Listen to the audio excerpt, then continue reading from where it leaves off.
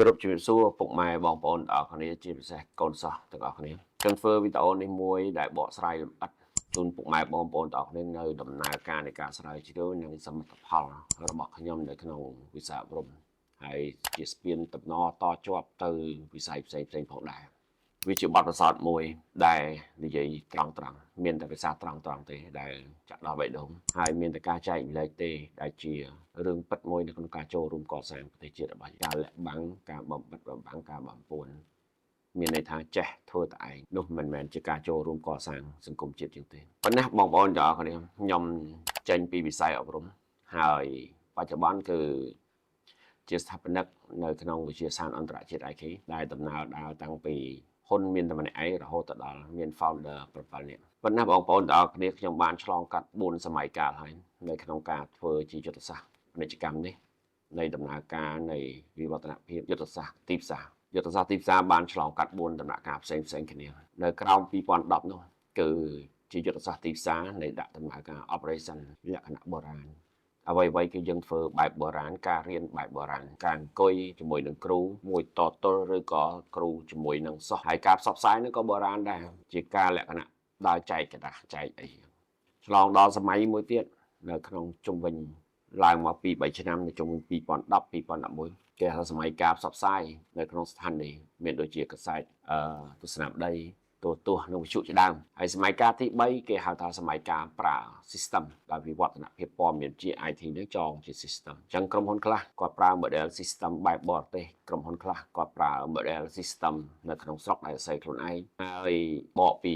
commission ដែលធ្លាប់តែយើងរុញឲ្យអ្នក sell ហើយនិងអ្នកទិញហើយ team sell វារុញទៅជា system មួយគេហៅថាប្រើ system នៅក្នុងរុញហិរញ្ញវត្ថុអ្នកខ្លះគេហៅថា network multi អីចឹងទៅអានោះគឺសម័យកាលទី3អ្នកដែលធ្វើពាណិជ្ជកម្មនៅជុំវិញ2008 2009 2010 11ឃើញយុវសម័យតែយុវសម័យហ្នឹងបានបញ្ចប់ដោយបានជំនួសដោយយុវសម័យនៃ digital អញ្ចឹង digital ចាប់ពី2011 12 13ឡើងមកដល់បច្ចុប្បន្នហើយនៅក្នុងបច្ចុប្បន្នភាពនេះវានឹងឈានចូលដល់ក្នុងសម័យមួយទៀតជំនួស digital គេហៅថាការធ្វើទីផ្សារបែប AI ហើយកន្លែងនេះហើយដែលជានីតិវិធីដែលខ្ញុំសិក្សាស្រាវជ្រាវនៅកន្លែងនេះអញ្ចឹងបច្ចុប្បន្នភាពគឺ background មកបើមើលទៅគឺខ្ញុំឆ្លង4សម័យកាលនៃការសិក្សាស្រាវជ្រាវរបស់ខ្ញុំជាបទពិសោធន៍មេរៀនច្រើនណាស់ការបោះពុម្ពផ្សាយរបស់ខ្ញុំតាំងពី2013មកជា hard skill ជា hardware ជាឯកសារជាសភៅច្រើនរហូតដល់2019បានខ្ញុំចាប់ដើមផ្សព្វផ្សាយនៅក្នុងជា online ម្ដងប៉ុន្តែមិនមែនថា2013មកដល់2019ខ្ញុំអត់ធ្វើការផ្សព្វផ្សាយជា online តែគ្រាន់តែខ្ញុំអត់ចេញផ្ទាល់តែ team ខ្ញុំចេញអញ្ចឹងនេះគឺជាប្រវត្តិនៅក្នុងការ test marketing អញ្ចឹងសម្រាប់បងប្អូនដែលមើលវីដេអូនេះដែលអ្នកធ្លាប់ឆ្លងកាត់ពី2005មកបងប្អូនដឹងថា4សម័យកាលហើយឈានចូលនៅក្នុងសម័យកាលទី5នៅក្នុងឡងពេលបច្ចុប្បន្នហ្នឹងហើយគឺសម័យ AI មែនតើទៅសម្រាប់ការ test ទីផ្សារនេះវាជាផ្នែក department មួយដែលរុញឲ្យ business មានស្ថិរភាពអ្នកធ្វើ business ត្រូវយល់ហើយបងប្អូនឲ្យកូនសិស្សដែលរៀនឲ្យដើម្បីការងារដើម្បីឲ្យស្ថាប័នខ្លួនឯងរីកចម្រើនត្រូវស្វែងយល់ពីកន្លែងនេះដែរពីព្រោះវាជា snow ដែលធ្វើឲ្យស្ថិរភាពអាជីពទាំងអស់នៅក្នុងការរកស៊ីអាជីពទាំងអស់សម្រាប់បុគ្គលិកទាំងអស់មានស្ថិរភាពចំណូលអញ្ចឹងត្រូវយល់កន្លែងនេះដែរនៅក្នុងបច្ចុប្បន្នភាពខ្ញុំបានធ្វើដំណើរនៅក្នុង3ស្តង់ដារអប់រំដែរនៅក្នុងវិទ្យាសាស្ត្រអន្តរជាតិ IK តែស្តង់ដារទី1យើងរៀនតាមអំពី academic skill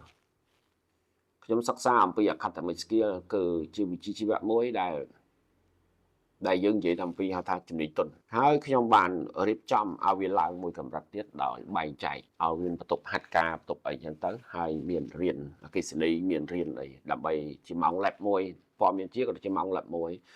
ដែលដាក់បញ្ចូលទៅក្នុងដែរដែល scope យកតែចំណុច digital marketing ទេដែលព័ត៌មានជាយើងរុញឲ្យទៅជា department តែម្ដងអញ្ចឹងខ្ញុំរុញវាឲ្យទៅជា vocational skill វិញបច្ចុប្បន្ន IK មាន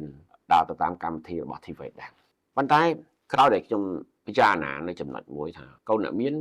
ហើយនៅកូនអ្នកក្រតើធ្វើម៉េចដើម្បីឲ្យអ្នកក្រហ្នឹងមានឱកាសដោយកូនអ្នកមានដែរអញ្ចឹងខ្ញុំធ្វើការសិក្សាស្រាវជ្រាវទៅរហូតទៅដល់ប្រទេសថៃប្រទេសចិនអាមេរិកជប៉ុនហើយក៏បានចុះអនុស្សាវនៈជាមួយសាកលវិទ្យាល័យអូកាយ៉ាម៉ាអសេនៅប្រទេសជប៉ុនហើយនៅក្នុងខែនេះគឺខ្ញុំចេញទៅប្រទេសកូរ៉េផងដែរ បើសិនជាអាស៊ានខ្ញុំដើរអស់នៅក្នុងវិស័យអប់រំអញ្ចឹងខ្ញុំរំលេចនៅក្នុង standard អប់រំមួយទៀតដើម្បីដាក់ cover នៅលើ academic skill និង vocational skill គឺកម្មវិធី work by education កម្មវិធី work by education មានគុណវុឌ្ឍិមួយប្លែកហើយមានរសជាតិថ្មីមួយលើ vocational skill ហើយនិង academic skill ហើយរសជាតិថ្មីនោះគឺជារសជាតិដែលអត់សពិចសពិលទេមានស្ពានតំណតជាប់ច្បាស់រវាងការរៀនទ្រឹស្ដីដែលអង្គុយនៅក្នុងថ្នាក់ជាមួយគ្រូហើយការធ្វើការផ្ទាល់ដែលនៅក្នុងកម្មវិធីអនុវត្តផ្ទាល់តែម្ដងដោយធ្វើឲ្យសិស្សឃើញច្បាស់ថាការរៀនហ្នឹងគឺធ្វើការអញ្ចឹងហើយ work by education វាដើរពី step ទៀតគឺរៀនតម្រូវទៅដៃគូក្រុមហ៊ុនអញ្ចឹងខ្ញុំទៅចរចាជាមួយក្រុមហ៊ុនដែលអាចចរចាបានដើម្បីចងគ្នាជាអនុសាសន៍មានក្រុមហ៊ុនច្រើនណាស់ដែលខ្ញុំចងក្រងជាធ្លុងមួយបាទជាចង្កោះមួយបាច់ហើយក្រុមគ្រូទៅចងក្រងកម្មវិធីហ្នឹងជាមួយនឹងក្រុមហ៊ុនដើម្បីធ្វើជាកម្មវិធីសិក្សាឲ្យសិស្សអនុវត្តផ្ទាល់តែម្ដងអញ្ចឹងសិស្សរៀនហាត់ការអត់សពិចសពិលគឺមានស្ពានចំណតទៅក្រុមហ៊ុនហ្នឹងអញ្ចឹងសិស្សដែលខ្ញុំបានចោះអនុសាសន៍ជាមួយគ្រូហើយនឹងជាមួយនឹងដៃគូក្រុមហ៊ុនឲ្យតែបានចេះត្រឹម 30% ដែលអាចទទួលបន្ទុកការងារបានគឺក្រុមហ៊ុនគេយកហើយប្រាក់ខែទាបបំផុត$200ហើយទទួលការងារទាំងនៅក្នុងឆ្នាំទី1ឆមាសទី2អីចាប់បានទទួលអញ្ចឹងចំណុចទី2នៅក្នុង work base ហ្នឹងគឺសិស្សទៅធ្វើការទាំងទទួលបានប្រាក់ខែនៅក្នុងអំឡុងពេលដែលគាត់រៀនហើយគាត់អាចរៀនតែត្រូវនឹងម៉ោងការងាររបស់គាត់ហើយសាលានឹងមានកម្មវិធី online ក្នុងការ support គាត់ទៀតអញ្ចឹងមានន័យថាពេលដែលគាត់រៀននេះគឺរៀនឲ្យតម្រូវការងារនៅពេលដែលបានការងារហើយគឺសាលាទៅតាមបរិញ្ញាគាត់ដល់កន្លែងទៀតនេះហើយគឺជាគុណវុឌ្ឍិរបស់ work by education ដោយឡែកនៅពេលដែលខ្ញុំតេស្ត model នេះហើយវានៅមានកន្លែងលេចធ្លាយនៃការដាច់ស្ពានចម្លងមួយទៀតរវាងសិស្សនិងសង្គមសិស្សនៅពេលដែលគាត់នៅក្មេងគាត់រៀងឆេវឆាយបន្តិចអញ្ចឹងគាត់មានការសម្រេចលឿនណាហើយនៅពេលដែលគាត់មានចំណូលនៅក្នុងអំឡុងពេលដែលគាត់វ័យឆេវឆាយទៀតគឺប្រហើនហ៊ានកាន់តែខ្លាំងអញ្ចឹងការលេចធ្លាយនោះគឺឃើញសិស្សប្លែកហើយបែកទៅប្រហើនទៅហ៊ានដោយសារអាងខ្លួនឯងមានលុយមានអីអញ្ចឹងមោទនភាពជ្រុលហើយចាប់ដើមខ្លាចខ្លួនទៅជាបុគ្គលអំនួតលែងទទួលយកអ្វីដែលវិវត្តនភាពនេះចំណេះដឹងថ្មីយើងការលេចធ្លាយនោះខ្ញុំក៏ធ្វើការសិក្សាស្រាវជ្រាវមួយទៀតថាគួរឲ្យគាត់កុំឲ្យនៅឯកោឲ្យគាត់មានគ្នាមានក្រុមដើម្បីឆ្លងឆ្លើយគ្នាទៅវិញទៅមកដឹកដៃគ្នាហើយកែតម្រូវគ្នាអញ្ចឹងខ្ញុំក៏បានបង្កើតសហគមន៍និស្សិតហើយខ្ញុំបានធ្វើវីដេអូច្រើនហើយពាក់ព័ន្ធជាមួយនឹងសហគមន៍និស្សិតហើយបច្ចុប្បន្នយើងមានសហគមន៍និស្សិត3ដែលមានក្រុមប្រឹក្សាភិបាលដឹកនាំរចនាសម្ព័ន្ធត្រឹមត្រូវទាំងបទជាទៅក្នុងនិងលក្ខន្តិកៈហើយគណៈកម្មការនិងសមាជិកសហគមន៍និស្សិតនឹងមានរហូតដល់ជាង50នាក់ឯណោះអញ្ចឹងសិស្សដែលរៀននេះគឺគាត់នៅក្នុង scope របស់គាត់ជាចង្កោមនៅពេលដែលចាប់ដើមចងក្រងសហគមន៍និស្សិតហើយបញ្ហាមួយទៀតគឺការត្រួតត្រងសហគមន៍និស្សិតអញ្ចឹងខ្ញុំត្រូវឈានឆ្ពោះទៅបង្រៀនក្រៅម៉ោងបង្រៀនតាមក្រុមហ៊ុនបង្រៀនគ្រប់បែបយ៉ាងដើម្បីបានទទួលប្រាក់កម្រៃខ្លះយកមកគ្រប់គ្រងនិងជួយក្រុមសហគមន៍និស្សិតដើម្បីឲ្យគាត់មានថាវិការត្រួតត្រងពីព្រោះសហគមន៍និស្សិតគាត់មានបេសកកម្មរបស់គាត់ដែរហើយគាត់មានវេទិកាមានសម្ភារៈទៅប្រើប្រាស់នៅក្នុងកម្មវិធីរបស់គាត់អញ្ចឹងគាត់ខ្វះអញ្ចឹងខ្ញុំទៅប្រឹងប្រែងមួយជំហានទៀតដើម្បីទៅយកថាវិការហ្នឹងមកត្រួតត្រងគាត់ដោយថាវិការនោះមួយចំណែកធំទៀតក៏បានពីកូនសិស្សដែលមករៀនថ្នាក់អាជីវកម្មជាមួយខ្ញុំមែនតើខ្ញុំមានទេពកោសល្យនៃជំនាញវិជ្ជាជីវៈមួយគឺ business science ហើយនិង business plan ហើយ business strategy ព្រមទាំង marketing and sales ដែរអញ្ចឹងខ្ញុំតែងតែបើកផ្នែកអាជីវកម្មហើយអញ្ចឹងកូនសិស្សម្ចាស់ក្រុមហ៊ុនចំច្រើនបច្ចុប្បន្នភាព ហើយបងប្អូនដឹងហើយថាខ្ញុំបង្រៀនពាណិជ្ជកម្មហើយខ្ញុំដើរបង្រៀនតាមខេត្តក្រុងទាំងផ្ទាល់ទាំងក្រុមហ៊ុនទាំងឈុតធំដែលមានអ្នកចូលរួមច្រើនរាប់រយនាក់នោះតាមខេត្តក្រុង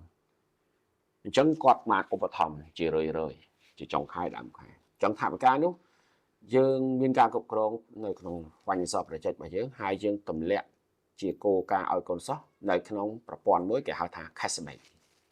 អញ្ចឹងនៅពេលដែលសិស្សគាត់ធ្វើល្អការងារលំហាត់បេសកកម្មរបស់គាត់នៅក្នុងកម្រិតដែលកម្មវិធី Snow របស់សហគមន៍របស់សាលាអញ្ចឹងគឺគណៈកម្មការវិតម្លៃគេនឹងបង្កើតជាប្រព័ន្ធ cashback ឲ្យគាត់អញ្ចឹងគាត់យកថាប់ការទៅត្រួតត្រងគាត់ទៅអញ្ចឹងមានន័យថាយើងសម្លឹងមើលគ្រប់ជ្រុងជ្រោយមិនថាធ្លាយនៅកន្លែងណាទេយើងយកវាមកគិតថាតើដោះស្រាយរបៀបម៉េចនៅក្នុងផែនការរបស់យើងអត់គេចប្រេះទេហើយយើងចាប់ដើមសរសេរគោលនយោបាយដើម្បីទៅជួសនៅកន្លែងហ្នឹងវិញកន្លងមកថ្មីនេះក៏ខ្ញុំបញ្ចេញថវិកាមួយចំនួនធំដែលបានពីដៃគូហ្នឹងទៅត្រុតត្រងលើប្រព័ន្ធត្រួសដូចជាកម្មវិធីប្រឡងភាសាជប៉ុនដើម្បីឈានឈ្មោះទៅកម្មវិធីប្រឡងអន្តរជាតិភាសាជប៉ុនជាមួយគេហើយថវិកាក៏បានចំណាយទៅក្នុងនោះច្រើនបេសកកម្មធុរកិច្ចចុះទៅតាមក្រុមហ៊ុននីមួយលើវិស័យទាំងអស់ដែលបានដាក់ដំណើរការនៅក្នុងប្រទេសកម្ពុជារបស់យើងហ្នឹងយើងធ្វើឲ្យបានច្រើនតាមលទ្ធភាពធ្វើបានចាស់ចុះម្ដងអស់វិញច្រើនទាំងរុញកូនសិស្សរបស់យើងឲ្យទៅជាកូនសិស្សគេហៅថាកូនសិស្សនៅក្នុងយុគសម័យ AI ចំណុចនេះគឺសម្ភារៈអូថ្លៃមែនតើអញ្ចឹងយើងមានតែប្រឹងតែលើលទ្ធភាពហ្នឹងហើយយើងទៅរកដៃគូក្រុមហ៊ុនរបស់យើងដើម្បីមកគាំពារហើយយើងឲ្យសោះតែឃើញផ្ទាល់នៅក្នុងក្រុមហ៊ុនដែលជាដៃគូផងដែរហើយថ្មីនេះទៀតគឺយើងផ្ដល់អាហារូបករណ៍សោះរហូតដល់200នាក់ដែលកញ្ចប់ថវិកាបើគិត200នាក់4ឆ្នាំចាយប្រហែលចូល$50,000ចាយចូល$50,000ដោយសារម្នាក់ដែលយើងធ្វើ financial project baseline ដែលការចំណាយនោះគឺមួយឆ្នាំចាយរហូតដល់$700អញ្ចឹង700គុណនឹង200ក្នុងមួយឆ្នាំគុណនឹង400ឆ្នាំទៀតអញ្ចឹងប្រហែលជាជុំវិញ$50,000តែថវិកាមួយនេះមិនមែនថាយើងមានលុយដល់ហើយយកមកដាក់ដំណើរការទេគឺយើងមានប្រព័ន្ធហិរញ្ញវត្ថុដើម្បីពង្វល់លំហូរសាច់ប្រាក់របស់យើងហើយអ្វីដែលយើងទទួលបានពីសោះមកវិញគឺតិចតួចវគ្គខ្លះយើងទទួលបាន$35វគ្គខ្លះទៀតយើងទទួលបាន$45វគ្គខ្លះទៀតយើងទទួលបាន$100ជាងហើយវគ្គដែលធំបំផុតនៅទីនេះគឺវគ្គ Work by Education ដែលផ្គូផ្ជាមួយនឹងឧត្តមសិក្សាហ្នឹងតែ$670ទេអញ្ចឹងតិចហើយយើងប្រសាទទៅលើការចំណាយយើងច្រើនជាការពិតខ្ញុំក៏អាចមានលទ្ធភាពទៅសរសេរប្រូក្រាមអន្តរជាតិហើយបើជាស្តង់ដារដែលអាចយកលុយមួយឆ្នាំបាន$3,000ទៅ$4,000ពីសោះដែរអាចច្រើនជាងនឹងទៀតក៏ប៉ុន្តែខ្ញុំអត់មានឆន្ទៈឬក៏ថាបេសកកម្មនេះទេដោយខ្ញុំសម្លឹងមើលទៅលើសុខឯក្រវិញខ្ញុំចង់យកសមត្ថភាពហើយប្រមូលអ្នកមានទេពកោសល្យនៅលើវិស័យអប់រំនេះហើយដែលមានគោលដៅដូចគ្នារួមគ្នាបង្កើតរបស់ល្អមួយហើយយើងទៅជួយសុខឯក្រឲ្យមានឱកាសរៀនមានឱកាសធ្វើការមានស្ពានចម្លងច្បាស់លាស់កុំឲ្យគាត់ចាកឆ្ងាយពីសង្គមដែលទៅមុខវាបានទៅឈានចូលទៅវណ្ណៈផ្សេងមួយទៀតដែលมันមានឱកាសដោយកូនគេណាក់មានប៉ុន្តែបងប្អូនទាំងអស់គ្នារឿងដែលជិះមិនផុតទៅមុខគឺក្មេងៗនៅខាងមុខអាចនឹងមានវណ្ណៈច្រើនដោយសារតែក្មេងៗខ្លះគាត់បន្តវិញទៅគាត់ពីដើមមកគាត់រៀនសាលាបរទេសដែលបង់មួយឆ្នាំរហូតដល់$2,000ហើយឪពុកម្ដាយរបស់គេសិតតែជាកូនអ្នកមានអញ្ចឹងគេមានលទ្ធភាពច្រើននៅក្នុងឱកាសរបស់គេតែដោយឡែកវណ្ណៈមួយទៀតជាវណ្ណៈដែលរៀនទៅតាមស្តង់ដារបែបប្រពៃណីហើយមិនមែនមានភាពជឿនលឿនដោយគេអ្នកមានទេហើយឪពុកម្ដាយដាច់ស្ពានចម្លងកណេកណាត់ទៀតអញ្ចឹងគាត់មិនមានឱកាសដូចគេអ្នកមានអញ្ចឹងកន្លែងនេះហើយដែលខ្ញុំយល់ថាវណ្ណៈទាំងពីរនេះថាតើខ្ញុំជាអ្នក miên tắc chặt chẳng ta trong tay chặt vô mình trong chặt vô hẳn đấy vấn tay vào sân là xu thang ô thơ business ắt cắt bị bại chậm đấy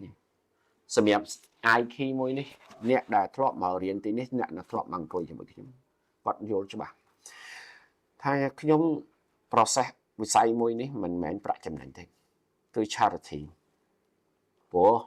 nhưng mà sai vậy cho đó nhầm vô vì sai mới nó chỉ vì sai mình được thoa sầm nhập cái nhóm hái vì sai mới nó cứ chỉ vì sai snow từ quan bìa từ lơ business bao nhiêu vấn đề bóng bầu cho họ này nhóm bạn sơ tầm lọp bằng hai từ lơ social media thay trong process ấy hai nơi không một ngày trong phải cảm vậy là vấn đề bảo bóng bầu mơ trong social media bóng bầu khơi trong quan tại chữ mở đến hai showroom sập sái hay đừng lụa cả sập kho không ai đôi chữ khánh ấy đang phải lại môi trường đuổi còn tại vì caoនេះគឺបងប្អូនបានដឹងថាខ្ញុំរស់ស៊ីអីខ្លះប៉ុន្តែបច្ចុប្បន្នភាពខ្ញុំធ្វើចំនួនចិញ្ចោលផងហើយខ្ញុំធ្វើក្រុងទៅខាងមុខខ្ញុំធ្វើរវាង3ដៃគូរវាងខ្មែរអ្នកវិនិយោគជាមួយខ្ញុំហើយនឹងក្រុមហ៊ុនស្តង់ដារកូរ៉េមួយគឺយើងធ្វើ construction development នៅមានវិស័យផ្សេងទៀតដែលខ្ញុំវិនិយោគហើយការវិនិយោគនោះគឺដើម្បីយកប្រាក់ចំណេញហើយយកមកគាំពៀនៅក្នុងការងារសេដ្ឋកិច្ចស្នូលរបស់ខ្លួនឯងនិងសេដ្ឋកិច្ចជាតិផងជាផ្នែកមួយនៃការរួមចំណែកនៅក្នុងការកសាងប្រទេសជាតិហើយឆាប់ការនោះក៏មកត្រួតត្រងជាមួយសាលាអញ្ចឹងសាលាក៏បដិបដាធនធានមនុស្សទៅគាំពៀនៅក្នុងការងារស្នូលផ្សេងនៃ business របស់ខ្ញុំហើយក៏បញ្ជូនធនធានមនុស្សជាច្រើនទៅក្រុមហ៊ុនផ្សេងដែរដែលខ្វះខាតធនធាននោះមែនតើយើងមានសោះច្រើនណាស់ដែលយើងបញ្ជូនទៅតាមក្រុមហ៊ុននីមួយតែគ្រាន់តែថាយើងផុសខ្លះទៅយើងបង្ហាញខ្លះទៅរឿងខ្លះទៀតយកអត់បានផុសទេវាច្រើនពេកយើងបានបញ្ជូនសោះទៅក្រុមហ៊ុន DOSB ច្រើនមែនតើហើយយើងបានបញ្ជូនសោះទៅក្រុមហ៊ុន SBJNT ក៏យើងបញ្ជូនទៅក្រុមហ៊ុនផ្សេងក៏យើងបញ្ជូនទៅមិនថានៅក្នុងវិស័យណាក៏យើងបញ្ជូនទៅច្រើនមែនតើគ្រប់ចង់គ្រប់ផ្នែកហើយតាំងពី digital accounting ទាំងពីផ្នែករដ្ឋបាលផ្នែក sales ផ្នែក marketing បញ្ជូនរហូតដល់កម្រិតមួយហៅថាកម្រិត CEO ទៅទៀតជាច្រើនអញ្ចឹងហើយមកដល់ម៉ោងនេះអាចនិយាយបានថាយើងសើថាយើងជំពាក់ធនធានមនុស្សគេវិញដោយសារតម្រូវការធនធានមនុស្សគេច្រើនហើយការផលិតមនុស្សរបស់យើងអត់ទាន់ស្វៀបការដើម្បីឆ្លើយតបទៅដៃគូវាមានផ្លែកគ្នាដែររវាងសង្គមពីរផ្សេងគ្នាដែលសង្គមអតីតភាពនិងសង្គមបច្ចុប្បន្នខ្ញុំអ្នកនៅក្នុងការងារនេះផ្ទាល់ខ្ញុំឃើញច្បាស់ពីមុនបើយើងនិយាយមែនតើទៅគឺយើងបដិបដាមនុស្សពិបាកក្នុងការបញ្ជូនដោយសារអត់សូវមានក្រុមហ៊ុនទេអត់សូវមានអញ្ចឹងដល់ពេលឥឡូវនេះបែរជាក្រុមហ៊ុនច្រើនយើងបដិបដាមនុស្សហ្នឹងគឺអត់ទាន់នៅតម្រូវការរបស់ក្រុមហ៊ុនទៅវិញហើយមនុស្សដែលយើងបដិបដាខ្លះគាត់ឯករាជ្យតែម្ដងគាត់យល់គាត់ចង់រកលុយខ្លួនគាត់ទៅក្នុងវិស័យមួយដែលគាត់រកលុយខ្លួនគាត់តែម្ដងលក្ខខណ្ឌពិសេសមួយទៀតដែលចេញពីបេះដូងខ្ញុំតែម្ដងខ្ញុំអត់ដែលបញ្ជូនមនុស្សទៅធ្វើការនៅក្នុងនាមជា agent ទេអត់ទេសោះដែលខ្ញុំបញ្ជូនទៅមានប្រាក់ខែហើយខ្ញុំអត់កាត់ប្រាក់ខែពីសុទ្ធទេហើយអត់ឲ្យក្រុមហ៊ុនកាត់ប្រាក់ខែពីកូនសុទ្ធទេហើយសាលាក៏មិនយកលុយពីកូនសុទ្ធទេប្រាក់ខែនឹងកូនសុទ្ធយកចុះបញ្ជូនមនុស្សទៅក្រុមហ៊ុនក៏ខ្ញុំអត់ទៅយកលុយពីក្រុមហ៊ុនដែរគឺឲ្យទៅ free តែម្ដងអញ្ចឹងបានន័យថាពេលដែលសាលាយើងមានមនុស្សក៏យើងប្រដៅចេះយើងបញ្ជូនទៅទឹកចិត្តវាដល់ប៉ុណ្ណឹងឥឡូវនេះយើងផ្ដល់អាហារូបករណ៍200នាក់ហើយបូកនឹងសោះដែលបង់ថ្លៃសិក្សាហ្នឹងអាចជុំវិញ300នាក់ទៀតចាញ់យើងមាន500នាក់ដែលយើងធ្វើឲ្យបាននៅក្នុងអំឡុងពេលប្រហែលខែនេះអញ្ចឹងយើងជឿជាក់ថា500នាក់នេះយើងនឹងបណ្ដុះបណ្ដាលឲ្យត្រូវនឹងស្ពានចម្លងដែលយើងមានស្រាប់ធានាឲ្យបានថា2026ពួកគាត់មានការងារធ្វើទាំងអស់ប៉ុន្តែវាមិនអាចឥតខ្ចោះទាំងអស់ទេវាតែតែមាន error มันអាចមានសមត្ថកម្មមួយណាដែលលើផែនការថាធ្វើឲ្យជោគជ័យ 100% អត់ទេយ៉ាងហោចណាស់ក៏ថាមាន error 1ទៅ2ទៅ3ទៅ4 5% ដែរมันអាចមានការស្រាវជ្រាវមួយណាហើយផែនការមួយណាថាมันមានការ error ទេ តែក៏5%ដែរអញ្ចឹងប្រកាសជាមានសោះខ្លះមួយចំនួនគាត់អាចនឹងតាមមិនទាន់កម្មវិធីសិក្សាគាត់នឹងមិនមានទស្សនវិស័យនៅក្នុងរួមមួយដែលយើងចង់ធ្វើជាមួយគាត់អញ្ចឹងគាត់នឹងទទួលលទ្ធផលអត់ល្អដែលឆ្លើយតបពីក្រុមហ៊ុនមកវិញប៉ុន្តែបងប្អូនទាំងអស់នេះប្រដៅមនុស្សមិនមែនត្រឹមតែជំនាញទេសពបីតែវិន័យសេចក្តីស្មោះត្រង់សំខាន់បំផុតអញ្ចឹងខ្ញុំតែងតែជួបនៅចំណុច2ហ្នឹងគឺសេចក្តីស្មោះត្រង់ហើយនឹងវិន័យអញ្ចឹងហើយសោះដែលទទួលលទ្ធផលមិនល្អតែមិនសប្បាយចិត្តរវាងឃើញលទ្ធផលគេល្អហើយឆ្លើយតបបកមកសាលាវិញ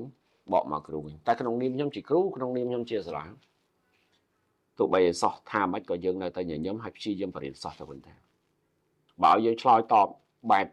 កំរោលហើយបែបមិនមែនវិជ្ជាជីវៈគ្រូក៏ខ្ញុំអាចឈរជើងនៅក្នុងវិស័យអប់រំនេះចូលប្រហែល20ឆ្នាំដែរបងប្អូនទាំងអស់គ្នាប៉ុន្តែនៅក្នុងអំឡុងពេលឲ្យតែរដូវសិស្សចូលរៀនជុំវិញខែ9រហូតដល់ខែ1តែតែមានការលេចលឺហើយវាយប្រហារមកខ្ញុំមិនថារូបភាពចេះរូបភាពចោះខ្ញុំមែនតែនទៅខ្ញុំចង់បញ្ជាក់ប្រាប់ដែរថាការរកស៊ីណាក៏វាមានសមរភូមិ high season ដែរហើយនៅពេលនោះគឺ competitor ការប្រកួតប្រជែងតែងតែវាយប្រហារគ្នាទៅវិញទៅមកនៅក្នុង business បងប្អូនជាអ្នករកស៊ីបងប្អូនដឹងបងប្អូនជាអ្នករៀនក៏បងប្អូនដឹងបើប្រឡងយកជើងម៉ាក៏បងប្អូនត្រូវដឹងដែរថាការប្រកួតប្រជែងគឺត្រូវយកជើងម៉ាតែម្ដងមកសម្រាប់និស្សិតអញ្ចឹងការប្រកួតប្រជែងគឺបែបនេះប៉ុន្តែបើសិនជាបងប្អូនអាចសម្លឹងពីប្រភពផ្សេងគ្នាគឺរវាងអ្នកវាយប្រហារហើយរវាងអ្នកដែលត្រូវគេវាយប្រហារយើងអាច check ទៅលើ profile background ទាំងសងខាងហើយយើងយកមកពិចារណាថ្លឹងថ្លែងហើយយើងអាចមកមើលផ្ទាល់នៅទស្សនវិជ្ជាទាំងពីរនេះម្នាក់វាយប្រហារយើងទៅអង្គុយហូបអ្វីជាមួយគាត់ទៅធ្វើមើលគាត់ហ៊ានជួបយើងអត់ហើយសួរនាំគាត់ចុះហើយសម្រាប់មកខាងខ្ញុំយើងអាចមកសាលាមកមើលមកបាទមកស្វែងយល់មកជួបខ្ញុំមកជួបគ្រូមកសម្ភាសកូនសិស្សដែលរៀនទីនេះតោះអញ្ចឹងយើងនឹងឃើញសមត្ថកម្មមួយដែលឃើញស្វែងយល់ដោយខ្លួនឯងនេះហើយគឺជានីតិវិធីស្រាវជ្រាវនៅពេលដែលយើងជួបរឿងនេះ business បងប្អូនក៏ដូចគ្នាដែរវានឹងអាចជួបរឿងហ្នឹងអញ្ចឹងយើងធ្វើការថ្លឹងថ្លែងដែរនៅចំណុចនេះជាថ្មីម្ដងទៀតទៅមុខខ្ញុំមានបេសកកម្មច្រើនសម្រាប់2026នេះ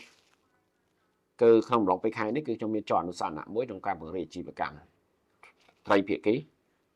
បាទត្រីភាគីអញ្ចឹងនៅក្នុងផ្នែកមួយគឺផ្នែក construction ជាផ្នែកនៃ business ថ្មីរបស់ខ្ញុំហើយនឹងមានអនុសនាមួយរវាងសាលាខ្ញុំនិងសាលានៅកូរ៉េបើសិនជាខ្ញុំអត់ជាមនុស្សពិតប្រាកដទេខ្ញុំមិនអាចធ្វើកិច្ចការបានច្រើនអញ្ចឹងទេបងប្អូនទាំងអស់គ្នាហើយខ្ញុំគិតថានៅកូរ៉េស្មើនឹងគេចោះព័ត៌មានពីសាលាខ្ញុំពីអីហើយអញ្ចឹង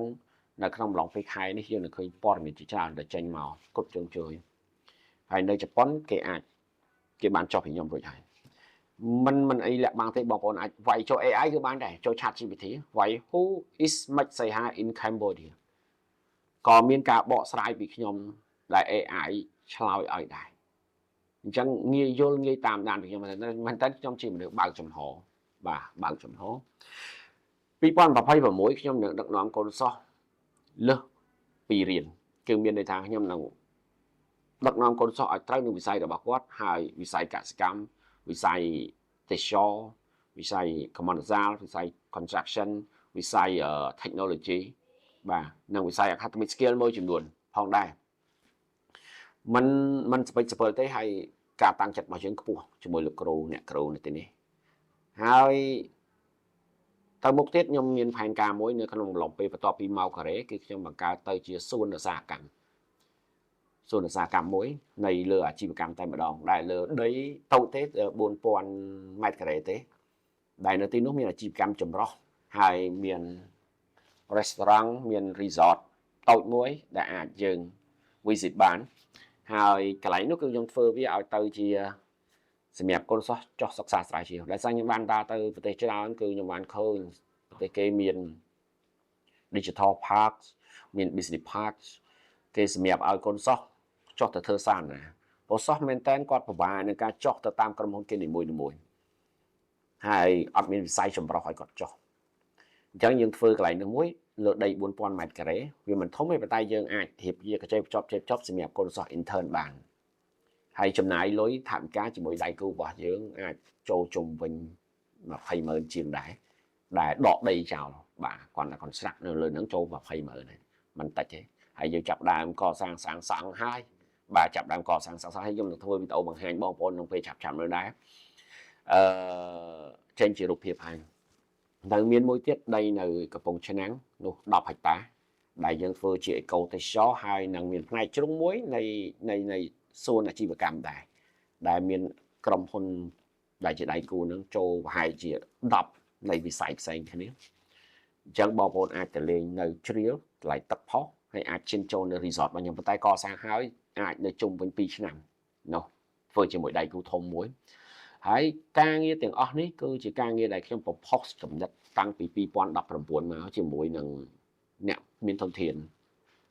ដើម្បីឲ្យលោកសម្លឹងបាញ់ឈ្មោះទៅលើថាតើយើងដល់វ័យនេះហើយយើងធ្វើអីមួយដើម្បីជាប្រយោជន៍ដល់អ្នកចំនួនក្រោយផែនការបន្តទៅទៀតនេះគឺខ្ញុំនឹង upgrade នៃវិទ្យាសាស្ត្រនេះមួយលើថែមទៀតដោយសារបច្ចុប្បន្នភាពយើងជួលអាគារគេវាមិនស្ថិរសម្រាប់យើងទេហើយយើងនឹងរកទីតាំងមួយដែលមានកុងត្រាយូឬក៏យើងឈានឆ្ពោះទៅដល់មានលទ្ធភាពទិញអាគារខ្លួនឯងទិញដីឬក៏សង់អាគារខ្លួនឯងជាភាពរឹងមាំហើយយើងនឹង update វាឲ្យទៅ technology ទាំងអស់តែម្ដងដើម្បីឲ្យសិស្សរបស់យើងមានទំនើបកម្មនៅក្នុងការសិក្សាស្រាវជ្រាវនិងការរៀនសូត្រមែនតើវាជាបេសកកម្មមួយដែលចាយច្រើនហើយចំណូលវាមិនសូវមានប៉ុន្តែវិស័យនេះខ្ញុំគិតថានៅតែជាវិស័យស្នូលមួយដែលមិនអាចខ្វះបានយ៉ាងណាក៏ខ្ញុំតាំងចិត្តថាទោះបីខ្ញុំ upgrade វាទៅមុខយ៉ាងណាក៏ខ្ញុំមិនឲ្យចំណាយរបស់សិស្សនឹងលើសពី$1000ទេគឺធ្វើម៉េចឲ្យក្រោបនឹងមែនតើតាមអាចធ្វើទៅបានហើយអាចមែនតើគឺធានាឲ្យបានថារៀនផងធ្វើការផងដើម្បីឲ្យសិស្សមានឱកាសដូចខ្ញុំនិយាយខាងដើមបងប្អូនទាំងអស់គ្នាដោយក្តីគ្រប់ស្រឡាញ់វីដេអូមួយនេះគឺខ្ញុំបកស្រាយលម្អិតទោះបីមិនបាន100%ក៏ដោយតែស្ទើរតែចេញពីបេះដូងហើយទៅកាន់បងប្អូនទាំងអស់គ្នាมันមានអីលាក់បាំងទេបាទมันមានអីលាក់បាំងទេហើយសង្ឃឹមថាវីដេអូមួយនេះបងប្អូនអាចដកស្រង់កន្លែងណាដើម្បីរៀនសូត្រហើយស្វែងយល់ថាតើពេលដែលជួបនឹងបញ្ហានឹងការរៀបចំរចនានឹងការដើរយ៉ាងម៉េចកន្លែងណាមិនល្អបងប្អូនទុកចោលខ្ញុំធ្វើវីដេអូមួយនេះ full experience មួយដើម្បីចែកម្លែកបងប្អូននេះខ្ញុំបើកចំហរការនិយាយតែម្ដងមិនលាក់បាំងទេហើយមិនទម្លាប់ចេះអីគឺតែឯងអូខេអរគុណបងប្អូនទាំងអស់គ្នាជូនពរបងប្អូនទាំងអស់គ្នាសំណាងល្អជោគជ័យគ្រប់ភារកិច្ចបន្តរួមសហការរស់ក្រោមមេតែមួយយើងច្រកក្រោមមេតែមួយយើងជួយគ្នាក្នុងនាមយើងជាជាតិខ្មែរអរគុណច្រើនជំរាបលា